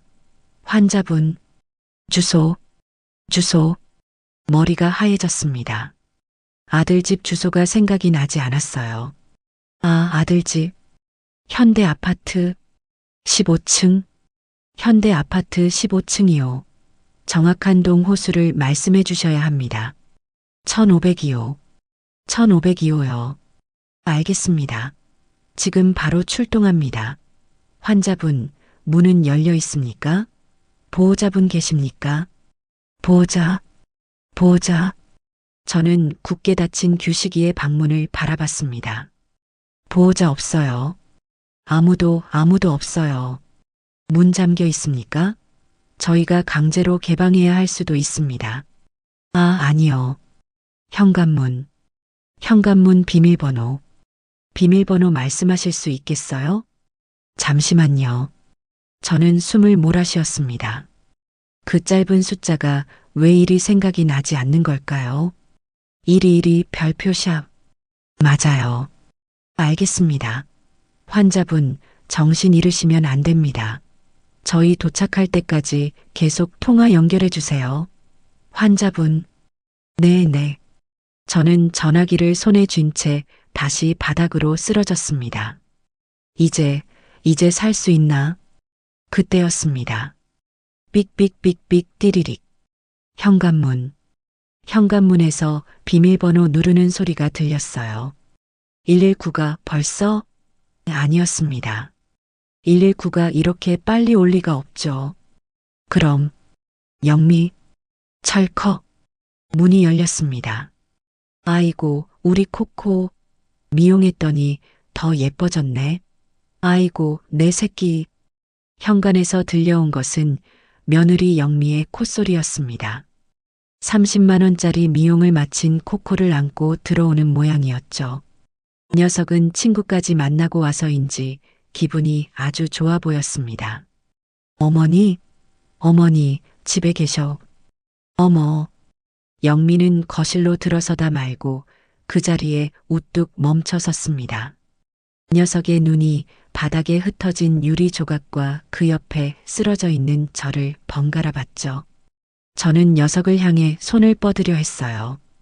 영미야, 나 좀. 하지만 영미의 입에서 나온 첫마디는 제 안부를 묻는 말이 아니었습니다. 어머니, 이게 지금 뭐 하시는 거예요? 영미는 경악을 금치 못한다는 듯 소리를 빽 질렀습니다. 이거, 이준이 젖병 아니에요. 이거 독일제. 이거 어떻게 하신 거예요? 녀석은 쓰러져 신음하는 시어머니보다 깨진 젖병 조각이 먼저 보였던 겁니다. 아니, 그게, 아이고, 진짜, 이걸 어쩌면 좋아. 이거 한정판이라 이제 구하지도 못한단 말이에요. 어머니, 일부러 그러셨죠? 그렇죠. 영미는 코코를 소파에 내려놓고 제게 다가와 삿대질을 해댔습니다. 으엥. 이준이의 울음소리는 그치지 않고 있었죠. 이준이는 어떡하고. 애가 저렇게 우는데. 지금 애 우는 게 문제예요. 어머니가 사고 친 게 문제지. 아이고, 속 터져. 규식 씨. 영미가 안방을 향해 소리쳤습니다. 규식 씨, 나와봐. 어머니가 또 사고 쳤어. 그때였습니다. 우당탕탕. 현관문이 거칠게 열리는 소리와 함께 붉은 옷을 입은 119 구급대원 서너 명이 장비를 들고 거실로 뛰어들어왔습니다. 환자분, 괜찮으십니까? 영미는 갑자기 들이닥친 낯선 사내들의 그리고 그들의 신발에 비명을 질렀습니다. 야, 뭐예요? 누구세요? 남의 집에 신발 신고 어딜 들어와요. 구급대원들은 영미의 고함 따위는 아랑곳하지 않고 제게 달려왔죠. 환자분, 의식 잃으시면 안 됩니다. 혈압제. 대원 하나가 제 팔에 혈압계를 감고 다른 대원은 제 상태를 살폈습니다. 그제야 영미도 사태의 심각성을 깨달은 게 아니라 이 상황이 짜증난다는 것을 깨달은 모양입니다. 왈, 왈, 왈. 낯선 사람들이 시끄럽게 떠들자 소파에 있던 코코가 미친 듯이 지저대기 시작했습니다. 코코야, 조용해. 아이고, 놀랐어. 우리 애기. 영미는 쓰러진 저와 구급대원들을 번갈아 보더니 이내 구급대원들을 향해 악을 쓰기 시작했습니다. 아저씨들. 네. 보호자분, 환자분 상태가. 지금 뭐 하시는 거예요? 신발 벗고 들어오시라고요. 우리 집 바닥 비싼 대리석이란 말이에요. 구급대원은 정말 기가 막힌다는 표정을 지었습니다. 보호자분, 지금 그런 게 문제가 아닙니다. 환자분, 지금 심근경색 의심. 심근 뭐요? 아이고, 별일도 아니네. 엄살은. 근데 영미는 제 말을 싹둑 자르고 구급대원들의 무전기 소리와 시끄러운 목소리를 향해 다시 한번 소리를 질렀습니다. 소리 좀 낮춰요. 우리 코코 놀라잖아요. 귀 예민한 애라고요. 아까 30만 원 주고 미용하고 왔는데 스트레스 받으면 어떡할 거예요? 왈, 왈. 코코는 영미의 고함에 더 흥분해서 지저댔습니다. 저는 그 순간을 똑똑히 봤습니다. 구급대원 대장으로 보이는 분의 얼굴이 분노로 시뻘게 달아오르는 것을요. 보호자분, 대원분이 참다 못해 고함을 질렀습니다. 지금 걔가 문제입니까? 어머니, 지금 심장마비로 돌아가실 수도 있어요. 사람 목숨이 달린 일이라고요. 뭐요? 돌아가셔? 아이고, 그럼 병원 가시면 되겠네. 근데 왜 이렇게 시끄럽게 구시냐고요? 코코, 코코, 이리 와. 괜찮아. 저 아저씨들 나쁜 사람들이네. 영미는 제 쪽은 쳐다보지도 않고 벌벌 떨며 지저대는 코코를 안아들고 달래기에 바빴습니다. 덜컥? 그때였습니다. 그 모든 소란에 드디어 규식이의 방문이 열렸습니다. 녀석은 목에 헤드폰을 건 채 헝클어진 머리로 뭐야. 왜 이렇게 시끄러워하며 걸어 나왔죠. 녀석의 눈은 거실을 가득 메운 구급대원들과 영미에게 안겨 지저대는 코코, 그리고 바닥에 쓰러져 산소 마스크를 쓰고 있는 저를 천천히 훑어봤습니다. 그리고 녀석이 내뱉은 첫 마디는 제 평생 잊을 수 없는 말이었습니다. 아, 뭐야. 진짜 119 불렀네. 녀석은 제가 쇼를 하는 게 아니라 정말 119를 불렀다는 사실에 짜증이 난다는 표정이었습니다. 구급대원 대장님이 규식이 녀석을 쳐다봤습니다. 녀석의 목에 걸린 헤드폰과 쇼하지 마라는 제 마지막 기억이 스쳐 지나간 모양입니다. 보호자분, 당신이 아들입니까? 네. 아, 네. 그런데요. 어머니가 저렇게 쓰러져 계신데 방에서 문을 잠그고 계셨습니까? 대장님의 목소리는 분노로 떨리고 있었어요. 네. 아, 아니. 그게 전 일하느라. 규식이가 당황해서 횡설수설하는데 영미가 그 말을 가로채며 끼어들었습니다. 뭐요? 지금 우리 규식 씨가 뭐 어쨌다고요? 우리 남편이 일하느라 바쁜 게 죄예요? 저 노인네가 젖병 깨고 쇼하니까 그런 거잖아요. 쇼. 며느리의 입에서도 쇼라는 말이 나왔습니다. 구급대원들은 더 이상 이 미친 인간들과 대화할 가치가 없다고 판단한 모양입니다. 들것 가져와. 빨리. 병원 이송합니다. 대원들이 저를 들것에 조심스럽게 옮겨 실었습니다. 제 몸이 공중으로 떠오르자 천장의 현란한 조명이 눈에 들어왔죠. 저는 들것에 실려 현관을 빠져나가면서도 이준이 방을 쳐다봤습니다. 아이는 여전히 울고 있었어요. 그리고 저는 똑똑히 들었습니다. 영미가 규식이의 팔을 붙잡고 속삭이는 그 마지막 말을요. 어떻게 자기야. 이제 우리 집 동네에 소문나겠네. 119오고 구급차 서고. 아이고 쪽팔려서 살 수가 있나. 규식이 녀석은 아무 대답도 하지 못했죠. 괜히 저 노인네 오라고 해가지고 일만 커졌잖아. 저 젖병값은 어떡할 거야. 그 잔인한 말을 마지막으로 저는 엘리베이터에 실렸습니다. 제 귓가에는 쪽팔린다는 며느리의 목소리와 멀어져가는 이준희의 울음소리, 그리고 왈, 지저대던 코코의 소리만이 지옥의 교향곡처럼 맴돌았습니다. 환자분, 정신 차리세요. 눈 뜨세요. 구급차의 붉은 경광등 불빛이 제 감은 눈꺼풀 위로 번쩍였습니다. 누군가 제 뺨을 가볍게 치는 것이 느껴졌죠. 어머님, 어머님. 젊은 구급대원의 절박한 목소리였습니다. 혈압 떨어집니다. 80에 50. 산소 농도 확보해. 병원에 빨리. 저는 그 와중에도 아들 녀석이 궁금했어요. 규식이는 따라왔나? 흐릿한 시야를 겨우 돌려 옆을 봤습니다. 규식이 녀석이 저와 함께 구급차에 타고 있더군요. 구급대원이 보호자 한 명은 타야 한다고 해서 억지로 탄 모양입니다. 그런데 녀석의 모습은 정말 가관이었죠. 녀석은 이 순간에도 구급차 구석자리에 웅크리고 앉아 핸드폰을 보고 있었습니다. 누구랑 저렇게 해? 제게는 눈길 한 번 주지 않고 핸드폰 자판을 미친 듯이 두드려대고 있었어요. 불빛에 비친 녀석의 표정은 걱정이나 슬픔이 아니었습니다. 짜증과 초조함이었죠. 영미랑 문자질을 하는구나. 어떻게 젖병감 물어내라고 해. 아, 진짜 짜증나. 병원비는 어떡하라고. 동네에 소문나면 우리 이사 가야 하는 거 아냐? 아마 그런 말들이 오가고 있겠죠. 저는 녀석의 그 뻔뻔한 얼굴을 보며 다시 눈을 감았습니다.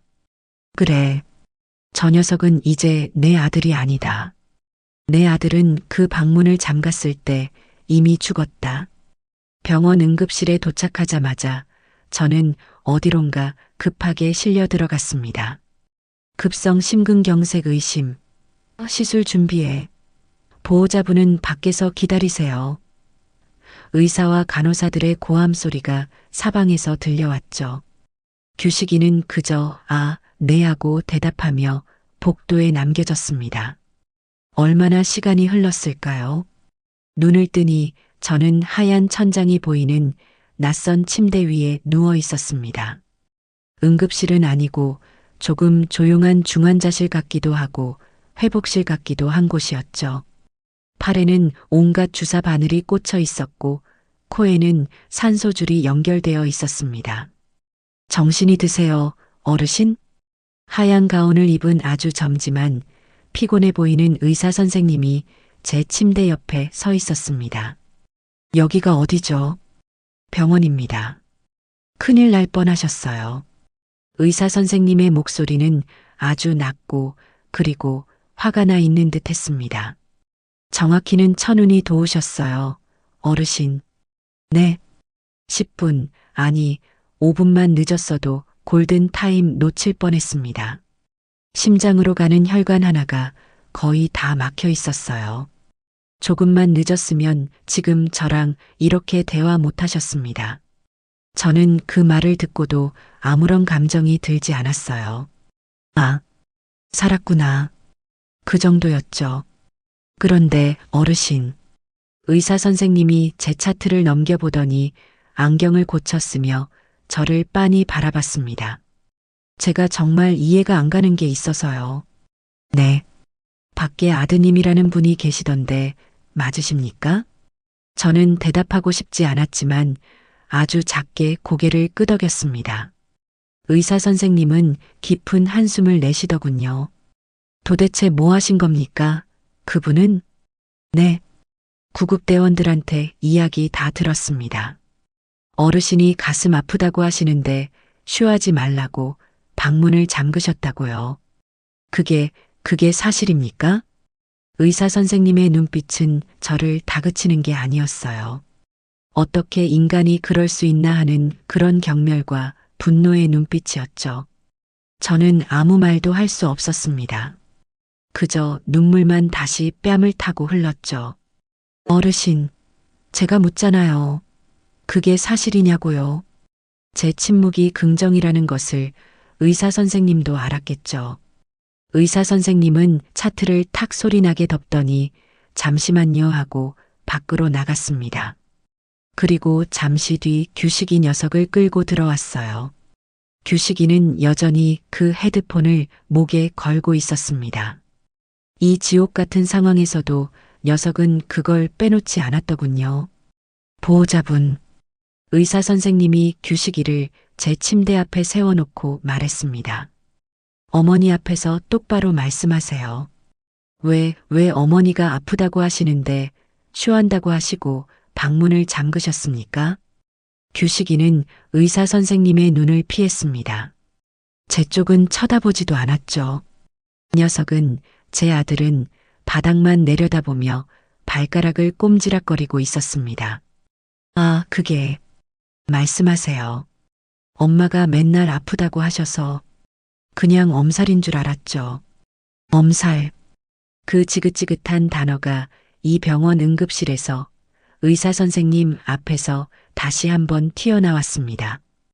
의사 선생님의 얼굴이 일그러졌습니다. 엄살이요? 의사 선생님은 제 팔에 꽂힌 링거줄을 손가락으로 가리켰습니다. 지금 어머님이 엄살로 보이십니까? 보호자분이 단 한 번만 귀 기울여 주셨더라면 어머니가 젖병 깨뜨리고 쓰러지시는 게 아니라 그 전에 병원에 오셨을 수 있었어요. 당신이 의사 선생님의 고함 소리에 규식이 녀석의 어깨가 움찔했습니다. 사람 목숨 가지고 쇼니 엄살이니 당신 의사로서가 아니라 인간으로서 묻는 겁니다. 제정신입니까? 규식이는 아무 말도 하지 못했습니다. 그저 고개를 푹 숙이고 있었죠. 그때였습니다. 형님. 익숙한 목소리가 들리며 병실 문이 거칠게 열렸어요. 이웃집 순이 엄마였습니다. 아이고, 형님. 이게 무슨 일이래요? 이게. 순이 엄마는 제 손을 붙잡고 엉엉 울기 시작했습니다. 아이고, 형님. 어쩌다가. 순이 엄마. 어쩐 일이야. 어쩐 일이긴요. 규식이한테 전화가 와서는. 순이 엄마는 울다가 말고 고개를 획 돌려 규식이 녀석을 노려봤습니다. 아, 김규식. 너가 이모한테 뭐라고 했어? 우리 엄마가 소화가 안 돼서 그냥 동네 병원에서 링거 하나 맞고 있다고. 그래서 내가 죽이라도 사가려고 전화했더니 간호사가 여긴 대학병원이래. 너가 이모까지 속여? 저는 그 말을 듣고 마지막 남은 기력마저 빠져나가는 기분이었습니다.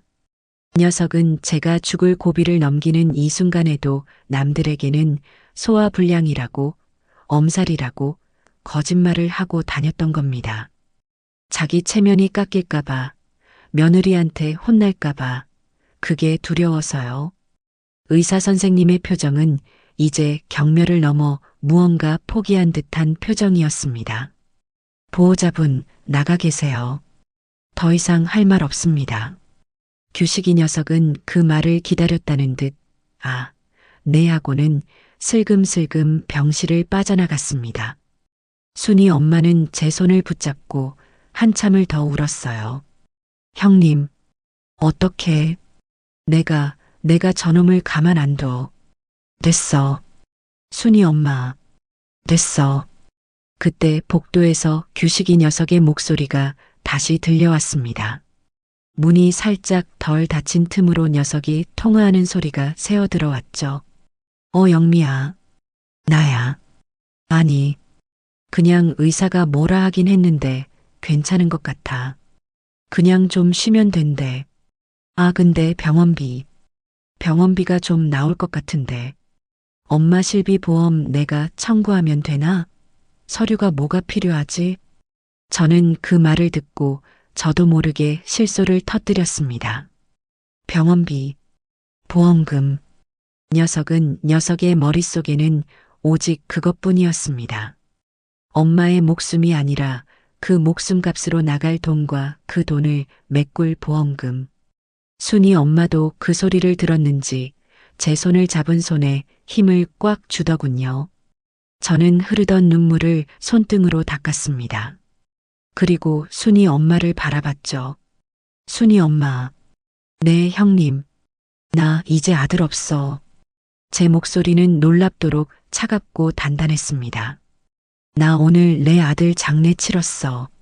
저기 저 복도에서 병원비 찾는 저 녀석이 내 아들 마지막 모습이야. 더 이상 눈물은 나지 않았습니다. 심장을 찌르던 통증은 약 때문인지 조금 가라앉았지만 그보다 더 차가운 무언가가 제 심장을 꽁꽁 얼려버린 기분이었습니다. 그래, 살아서 다행이다.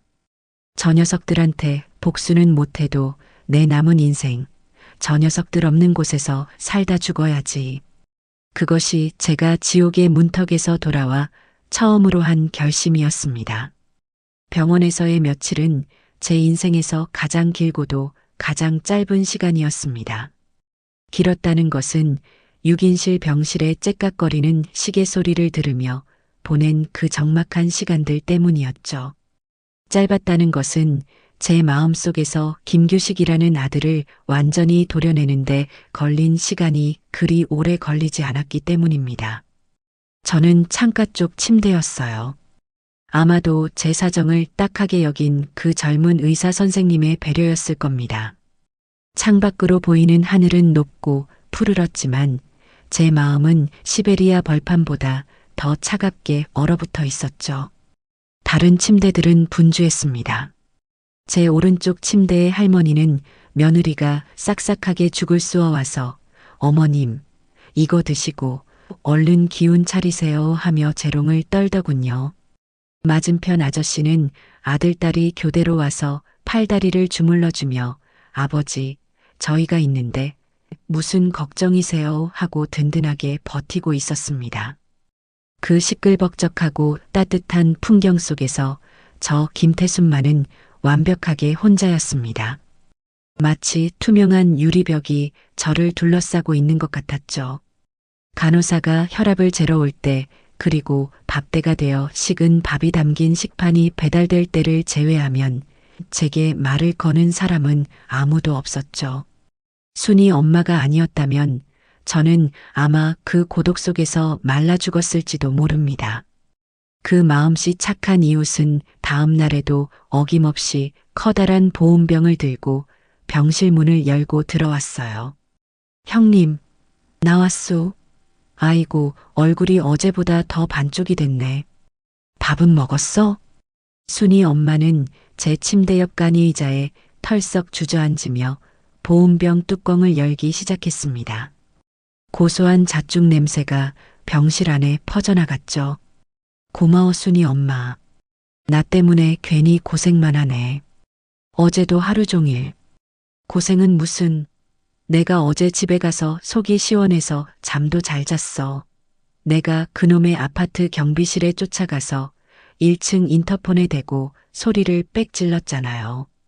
1502호 사는 김규식. 네 엄마가 쓰러져서 119에 실려갔는데 문 잠그고 게임하던 놈이다. 하고요.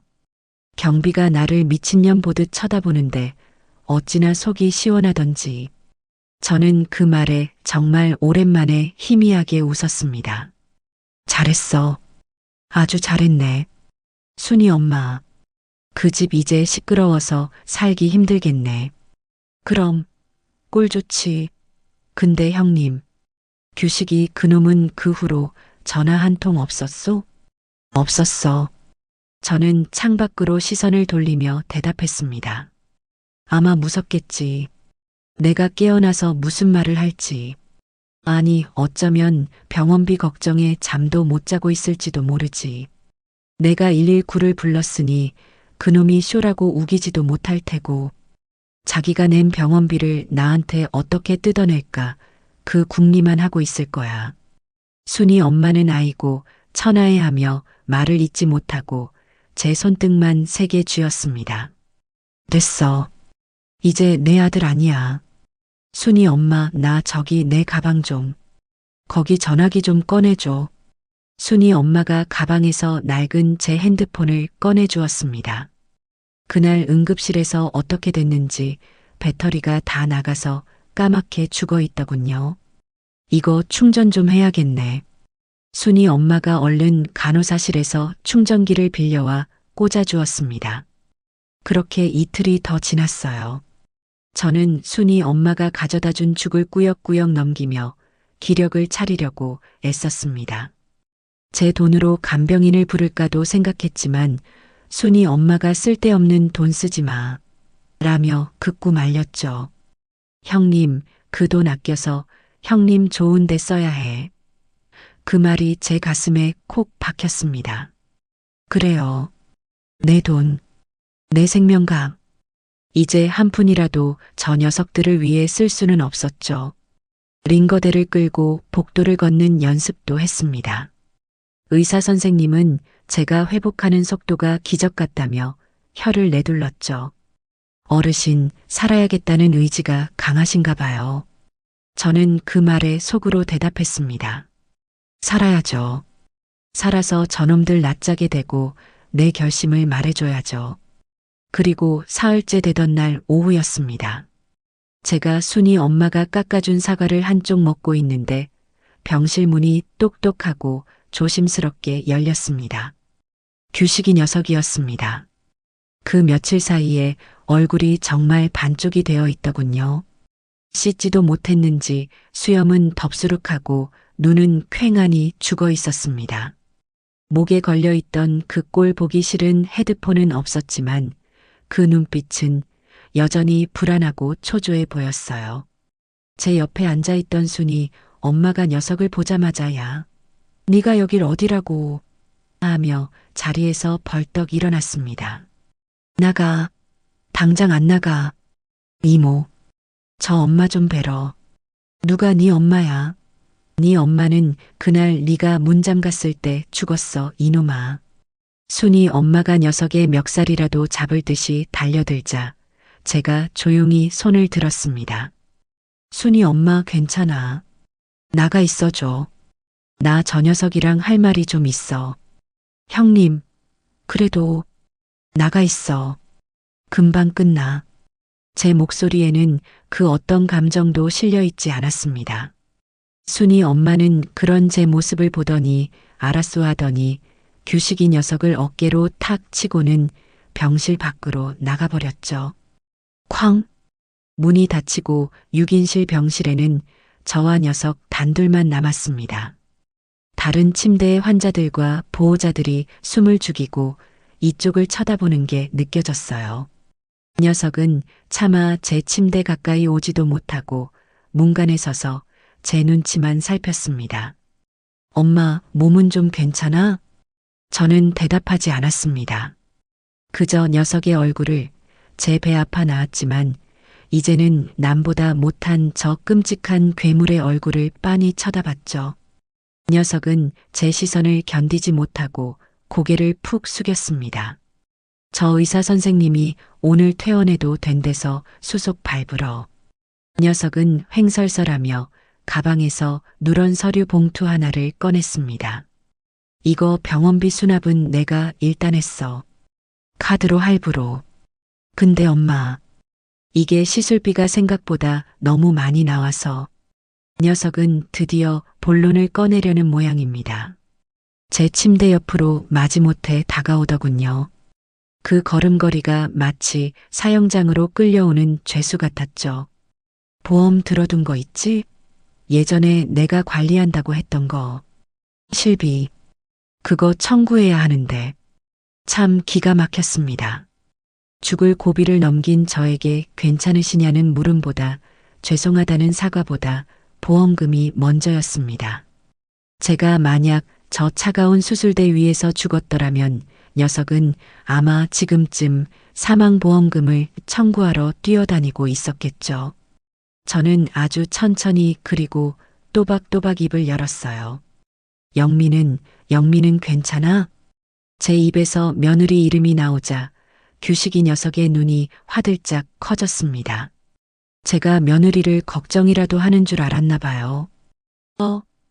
영미, 걔 그날 엄청 놀라서 이틀 동안 밥도 못 먹고. 놀랐겠지. 비싼 젖병이 깨졌는데. 제 말에 규식이 녀석의 얼굴이 하얗게 질렸습니다. 아니 엄마. 그게 젖병 때문이 아니라 엄마 쓰러져서. 코코는? 저는 녀석의 말을 잘랐습니다. 그게 많이 놀랐다면서. 영미가 그러던데. 30만 원짜리 미용하고 왔는데 119 구급대원들 때문에 스트레스 받아서 어떡한데? 밥은 잘 먹어? 엄마, 그 비싼 대리석 바닥은? 신발 자국 다 지웠어? 영미가 그거 닦느라 고생 많았겠다. 안 그래도 애 보느라 예민한 사람인데. 저는 웃고 있었습니다. 제 입꼬리가 경련하듯 올라가는 게 느껴졌죠. 규식이 녀석은 공포에 질린 표정으로 저를 바라봤어요. 마치 귀신이라도 보는 사람처럼 뒷걸음질까지 쳤습니다. 엄마, 왜 그래? 무섭게. 나 잘못했어. 엄마, 무서워? 너가? 저는 링거대를 붙잡고 상체를 천천히 일으켰습니다. 정말 무서운 게 뭔지 너가 아직 모르는구나, 규식아. 너가 한 짓이 얼마나 무서운 짓인지. 서류, 이리 내놔. 저는 녀석의 손에서 서류 뭉치를 낚아챘습니다. 입원 확인서, 진료비 세부 내역서, 빽빽한 숫자들을 보니 어지간히도 많이 나온 모양입니다. 그리고 보험금 청구 동의서가 보였죠. 피보험자 김태순. 제 서명과 도장이 필요한 곳이었습니다. 도장은 어딨어? 내 가방에 있니? 아니, 내가 집에서 가져왔어. 녀석은 주머니에서 제 인감 도장이 담긴 작은 도장집을 꺼냈습니다. 맙소사. 제 집에 들러 저를 살릴 약은 챙겨오지 않았던 녀석이 돈이 되는 인감 도장은 야무지게 챙겨온 겁니다. 인주도 여기 가방에 가져왔고. 녀석은 가방에서 작은 인주까지 꺼냈습니다. 참 준비성도 철저하죠. 며느리 영미가 시킨 것이 틀림없었습니다. 어머니 정신 더 흐려지시기 전에 도장부터 받아내 하고 닥달했겠죠. 저는 서류를 받아들고 도장을 찍어야 할 곳을 바라봤습니다. 김태순. 제 이름 석자 옆에 이 붉은 도장을 찍으면 녀석의 손에 돈이 들어가겠죠. 제가 죽을 뻔한 대가로 나온 돈이 저 녀석과 저 녀석의 며느리와 저 녀석의 개를 위해 쓰일 겁니다. 그래. 지금은 때가 아니야. 저는 순순히 도장을 받아들었습니다. 그리고 인주를 꾹 눌러 동의서에 쾅 하고 찍어주었죠. 자, 규식이 녀석은 제 행동에 안도하는 표정이 역력했습니다. 고마워, 엄마. 그럼 이거 내가 빨리 처리하고. 규식아. 저는 서류를 챙겨 도망치듯 돌아서는 녀석을 불렀습니다. 왜 엄마? 너가 낸 병원비. 그거 얼마야? 꽤 나왔어. 시술비랑 입원비랑 해서 한 500 정도. 알았다. 그 돈 내가 네 통장으로 보내줄게. 계좌번호 문자로 찍어. 제 말에 녀석은 마치 벼락이라도 맞은 사람처럼 저를 쳐다봤습니다. 아니야. 엄마, 무슨 아들인데. 내가 내야지. 아들. 저는 녀석을 보며 다시 한번 웃었습니다. 그 웃음이 지옥에서 올라온 비웃음 같다는 것을 저도 알았어요. 내 아들은 그날 그 방문을 잠갔을 때 죽었어. 엄마, 너는 내 아들이 아니야. 그냥 나한테 빚진 놈이지. 내가 네 집에 가서 쓰러지는 바람에 너가 쓸데없는 돈을 썼잖아. 그러니 갚아야지. 깨끗하게. 엄마 제발. 왜 그래? 내가 정말 잘못했어. 응? 다시는 안 그럴게. 녀석이 제 침대 맡으로 다가와 무릎이라도 꿇을 기세였습니다. 나가. 엄마. 나가. 그리고 다시는 내 앞에 나타나지 마. 저는 녀석에게 서류 뭉치를 집어 던졌습니다. 서류들이 후두둑 소리를 내며 바닥에 흩어졌죠. 녀석은 당황해서 어쩔 줄 몰라 하며 바닥에 엎드려 그것들을 주워 담았습니다.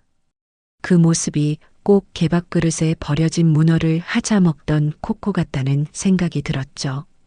그리고 영미한테 전해. 녀석은 서류를 줍는 손을 멈추고 저를 올려다봤습니다. 젖병가. 그것도 청구하라고. 그 비싼 독일제 젖병값 얼마인지 알아봐서 내 병원비랑 같이 한꺼번에 입금해 줄 테니까. 10원 한 장 빠뜨리지 말고 꼭 청구하라고 해. 녀석은 아무 대답도 하지 못했습니다. 그저 사시나무 떨듯 떨며 서류를 챙겨들고 병실을 도망치듯 빠져나갔습니다. 쾅! 문이 닫히고 병실에는 다시 정적이 찾아왔어요. 다른 환자들이 저를 힐끔거리는 것이 느껴졌지만 저는 아무렇지도 않았습니다. 저는 제 낡은 핸드폰을 들었습니다. 충전이 다 되었는지 화면이 환하게 켜졌죠. 저는 전화번호부에서 제 집 근처 부동산 사장님 번호를 눌렀습니다. 사장님, 저예요. 아이고, 사모님, 웬일이세요? 그동안 연락도 없으시고 몸은 좀 괜찮으신 거예요? 순이 엄마한테 대충 얘기는 들었는데 사장님, 드릴 말씀이 있어서요. 제 목소리는 한치의 떨림도 없었습니다. 제 집 팔아야겠습니다. 금매로요. 시세 필요 없어요. 제일 빨리 팔아주세요. 순이 엄마가 병실 문을 빼꼼 열고 들어왔습니다. 저는 전화를 끊고 순이 엄마를 바라봤죠. 순이 엄마, 나 퇴원 수속 좀 밟아줘. 그리고 나 저 낡은 집으로 가기 싫어. 우리 내일 바로 은행이랑 변호사한테 가자. 형님, 정말 괜찮겠어? 이렇게 다 버리고. 이 돈. 병원 문을 나서는 순간 순이 엄마는 금방이라도 울음을 터뜨릴 것 같은 얼굴로 제 작은 짐가방을 들었습니다. 며칠 만에 나서는 병원 밖 공기는 이상하게도 아주 상쾌하고 달콤하게 느껴졌습니다. 규식이 녀석은 코빼기도 비치지 않았어요. 병원비를 제 통장으로 꼬박꼬박 이체받은 뒤로는 녀석은 제게 전화 한 통, 문자 한 줄 없었죠. 아마 젖병값을 정말 청구해야 하나 아니면 제정신이 아닌 노인네의 헛소리로 치부해야 하나 며느리와 머리를 맞대고 싸우고 있겠지요. 괜찮아. 버리는 게 아니라 정리하는 거야. 순이 엄마, 나 저기 은행 좀 들렀다 가야겠어. 은행은 왜? 집 판 돈 통장으로 다 들어왔다며. 찾을 돈이 좀 있어서. 그리고 할 일도 좀 있고. 저는 순이 엄마의 부축을 받으며 병원 앞에서 바로 택시를 탔습니다. 심장에 무리가 가는 시술은 아니었지만 아직은 오래 걷기가 힘들었어요. 하지만 가슴 한구석이 텅 비어버린 것 같던 허전함은 사라지고 없었습니다. 그 자리에는 차가운 강철 같은 결심만이 남아 있었죠. 은행 창구에 앉아 저는 제 모든 통장을 해지해달라고 했습니다. 어제 잔금이 들어온 집한 돈이 든 통장, 남편이 남겨준 얼마 안 되는 퇴직금이 든 통장, 제가 식당이라며 푼푼히 모아온 적금, 그리고 김희준이라는 이름이 찍힌 손주 녀석 주려고 따로 모아두었던 그 통장까지. 어르신, 이거 오늘 다 해지하시면 이자 손해가 엄청나신데요. 특히 이 적금은 괜찮으시겠어요? 젊은 은행 직원이 안타깝다는 듯이 저를 바라봤습니다. 괜찮아요. 전부 해지해 주세요. 그리고 현금으로 찾을 수 있는 만큼 다 찾아주세요. 제일 큰 단위로요. 네, 현금으로요?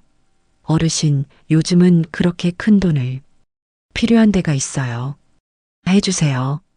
제 단호한 태도에 은행 직원은 더 묻지 않고 지점장에게 결제를 받으러 가더군요. 위잉하고 돈 세는 기계 소리가 은행 안을 가득 채웠습니다. 그 소리가 제 심장이 다시 뛰는 소리처럼 아주 힘차게 들렸죠. 두둑한 현금 봉투 수십 개가 담긴 커다란 여행 가방을 받아들고 은행을 나왔습니다. 순이 엄마는 형님, 이렇게 큰 돈을 왜, 이거 위험하게 하며 제 뒤를 졸졸 따랐죠. 순이 엄마 나중에 다 말해줄게. 일단 나 좀 부축해줘. 갈 데가 한 군데 더 있어. 아주 중요한 곳이야. 제가 향한 곳은 부동산도 찜질방도 아니었습니다. 허름한 상가 건물 2층에 있는 법률사무소 간판이 붙은 곳이었죠. 순이 엄마가 며칠 전에 아들놈 고소하려면 변호사를 만나야 한다며 알아봐 둔 곳이었습니다. 어서 오십시오, 어르신. 무슨 일로? 안경을 낀 젊은 변호사 한 명이 사무실 안쪽에서 나오며 저희를 맞이했습니다. 저는 의자에 앉자마자 순이 엄마가 들고 있던 여행 가방을 쿵소리 나게 바닥에 내려놓았습니다. 그리고 제 가방에서 병원에서 떼온 진단서와 119 구급 기록 사본을 꺼냈죠. 순이 엄마가 어제 구급대에 직접 가서 그놈 고소할 거니까 다 내놓으라고 소리질러 받아온 서류였습니다. 변호사님, 네 어르신, 말씀하세요. 내 아들 호적에서 파버리고 싶어요. 제 말에 젊은 변호사의 눈이 동그래졌습니다. 네, 호적을요? 친아드님 말씀이십니까? 내가 그놈을 낳은 건 사실이지만 이제 내 자식 아니에요. 내 재산 단 10원 한 푼도 저놈한테 물려주고 싶지 않습니다. 내가 죽어도 내 장례식장에도 발 못 붙이게 하고 싶어요. 저는 그날 병원에서 있었던 일, 아니 그 전부터 며느리에게 당했던 모욕, 문어를 개밥으로 줬던 일, 저를 소파에도 못 앉게 했던 일, 깨의 생수와 제 정수기 물을 차별하던 일, 그리고 제가 쓰러졌을 때 쉬하지 말라며 문을 잠가버린 아들의 만행까지 하나도 빼놓지 않고 전부 털어놓았습니다. 순이 엄마는 옆에서 맞아요. 내가 증인이에요. 저 형님이 어떤 분인데 그 며느리녀는 구급대원들한테 걔 놀란다고 소리를 질렀다니까요. 하며 추임새를 넣었죠. 변호사는 제 이야기를 듣는 내내 표정이 심각하게 굳어갔습니다. 안경을 벗어닫고 한숨을 내쉬기를 반복했죠. 어르신, 정말 고생 많으셨습니다. 이건 명백한.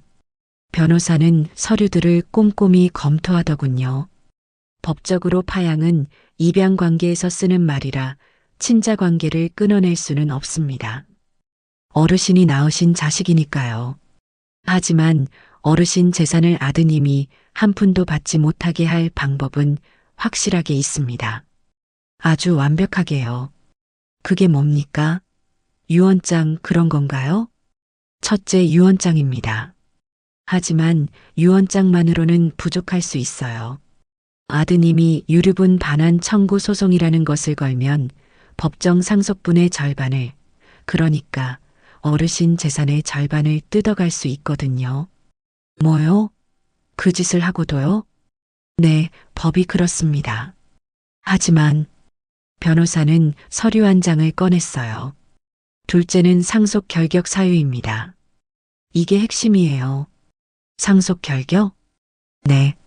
민법 제1004조에는 상속을 받을 자격을 박탈당하는 사유가 있습니다. 그 중 하나가 직계존속을 심각하게 부당하게 대우하거나 중대한 모욕을 가한 경우입니다. 지금 2119 기록과 어르신을 방치한 아드님의 행위는 존속 유기에 가까운 범죄 행위입니다. 이걸 근거로 아드님을 상대로 상속권 상실 소송을. 아니요. 저는 변호사의 말을 잘랐습니다. 소송? 그런 거 하고 싶지 않아요. 저놈 낯짝을 법정에서까지 보고 싶지 않습니다. 그냥 조용히 저놈이 내 돈에 손 못 대게만 그렇게만 해주세요. 유류분 그것까지도요. 변호사는 잠시 고민하더니 제 앞에 놓인 여행 가방을 흘깃봤습니다. 어르신, 방법이 하나 있긴 합니다. 소송보다 더 확실한 방법이죠. 그게 뭡니까? 재산을 살아생전에 전부 쓰시거나 증여하시는 겁니다. 증여요? 네, 아드님이 아닌 다른 사람이나 단체에 어르신의 재산을 전부 넘겨버리시는 거죠. 유류분은 사망 시 남은 재산을 기준으로 하는 건데 돌아가셨을 때 재산이 0원이면 아드님이 가져갈 것도 0원이 되는 겁니다. 저는 그 말을 듣고 웃었습니다. 그거 아주 좋네요. 어르신, 이 가방에 든 돈이 혹시... 네, 내전 재산입니다. 이 돈 오늘 전부 쓸 겁니다. 변호사님, 나 좀 도와주셔야겠습니다. 저는 그 자리에서 제 인생의 마지막이자 가장 중요한 계약을 했습니다. 변호사는 제 뜻에 따라 제 전 재산을 관리할 신탁 계약서를 작성했습니다. 그리고 그 재산의 첫 번째 사용처를 정했죠. 변호사님, 이 돈의 일부는 제가 죽을 때까지 저를 위해 쓸 겁니다. 그리고 나머지는 전부 사회에 환원할 겁니다. 나 같은 늙은이들, 자식한테 버림받고 죽어가는 노인들, 그런 사람들 쓰는데 기부할 거예요. 제 단호한 말에 변호사는 잠시 저를 바라보더니 이내 고개를 끄덕였습니다. 알겠습니다, 어르신. 그럼 지금 바로 공증 절차를 진행해 드리겠습니다. 어르신의 전 재산은 어르신이 지정하는 복지재단과 또 한 군데 그곳에 기부되며 아드님 김규식 씨에게는 단 1원도 지급되지 않는다는 내용으로요. 네, 그렇게 해주세요. 저는 그 자리에서 제 인생의 마지막 도장을 찍었습니다. 제가 젖병값 대신 찍어준 그 도장이 아니었어요. 제 영혼을 건 제 마지막 자존심이 담긴 도장이었죠. 법률사무소를 나오니 해가 뉘엿뉘엿 지고 있었습니다. 순이 엄마는 형님, 정말 다 기부하게? 하며 안타까워했지만 제 마음은 날아갈 것처럼 가벼웠습니다. 순이 엄마와 마지막 저녁을 먹고 저는 택시를 탔습니다. 순이 엄마는 제가 어디로 가는지 끝까지 묻지 않았죠. 형님, 몸 건강해야 해. 꼭 행복해야 해. 택시 창문 밖으로 순이 엄마가 손수건을 흔들며 우는 모습이 점점 멀어졌습니다. 그리고 저는 제 집으로 돌아갔습니다. 이제는 제 집이 아닌 남의 집이 된 그곳에요. 계약서상 제가 이틀은 더 머물 수 있었죠. 그날 밤 저는 안방 장롱 깊숙한 곳에서 낡은 오동나무 상자 하나를 꺼냈습니다. 규식이 녀석의 베넷저고리, 첫 돌 때 신었던 탈의버선, 녀석이 초등학교 때 받아온 상장들, 대학교 합격 통지서, 그리고 녀석의 결혼사진까지 제 평생의 자랑이었고 보물이었던 것들이었습니다. 저는 그것들을 하나씩 거실 바닥에 펼쳐놓았습니다. 베넷저고리를 보며 이 녀석이 처음 제 품에 안겼을 때의 그 따뜻함을 떠올렸습니다. 상장을 보며 어깨가 으쓱해져서 동네방네 자랑하고 다녔던 제 모습을 떠올렸죠. 결혼사진을 보며 저 요물 같은 며느리를 데리고 와 엄마 나 이 여자랑 결혼할래 하던 녀석의 행복해 보이던 얼굴을 떠올렸습니다. 규식아, 내 아들아. 눈물이 왈칵 쏟아졌습니다. 쉬하지 말라고 외치던 그 괴물이 이렇게 예쁜 내 아들이었다니. 저는 엉엉 울었습니다. 한참을 그렇게 제 죽은 아들의 유품을 끌어안고 울었죠. 그리고 울음이 그쳤을 때 저는 옥상으로 올라갔습니다.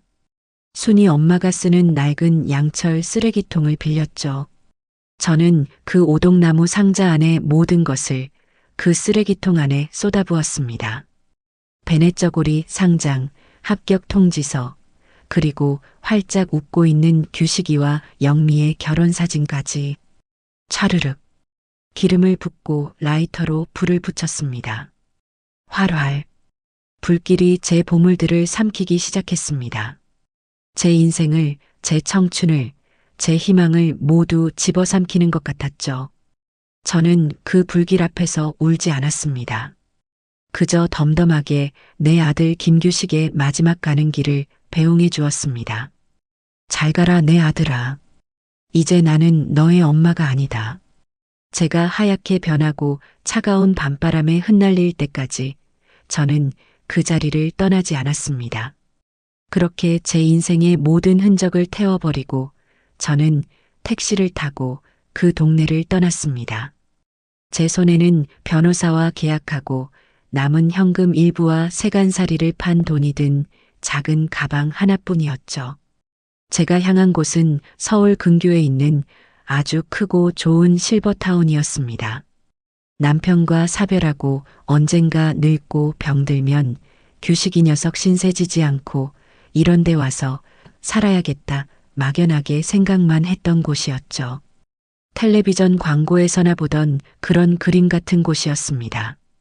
제 전 재산을 신탁한 변호사가 제 생명값의 일부로 제 남은 평생을 보낼 이곳의 입주금과 월세를 완납해 둔 상태였죠. 김태순 어르신, 입주를 환영합니다. 말끔하게 차려입은 원장과 직원들이 제 작은 짐을 받아주며 깍듯하게 인사를 하더군요. 제가 배정받은 방은 햇살이 아주 잘 드는 남향의 1인실이었습니다. 작은 거실과 침실이 딸려 있었고 창밖으로는 사계절 내내 꽃이 핀다는 아주 넓고 푸른 정원이 내다보였죠. 어르신, 식사는 하루 세 끼 모두 호텔식 뷔페로 제공되고요. 불편하신 곳 있으시면 저기 호출벨 누르시면 24시간 상주하는 의료진이 바로 달려올 겁니다. 그리고 월요일에는 가요 교실, 화요일에는 서예, 수요일에는 수묵화, 원하시는 프로그램 마음껏 이용하시면 됩니다.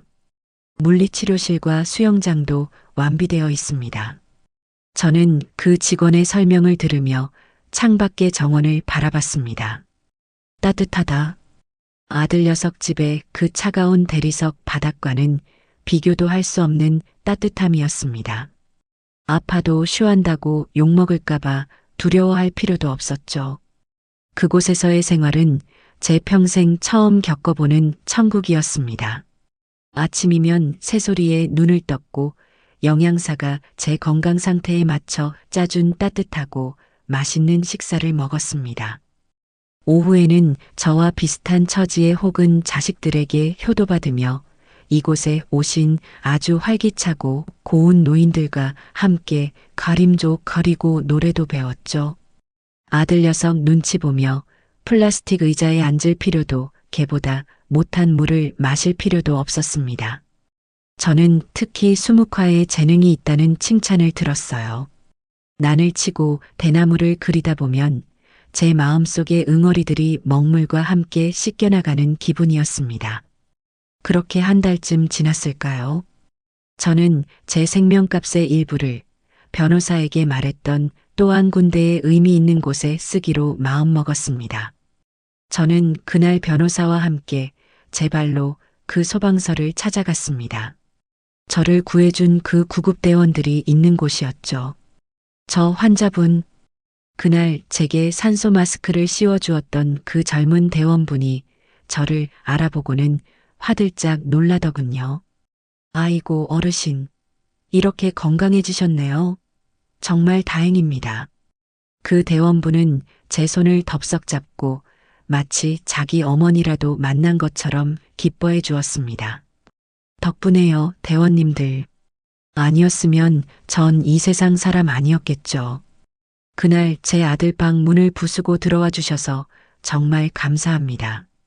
아닙니다, 어르신. 저희가 할 일을.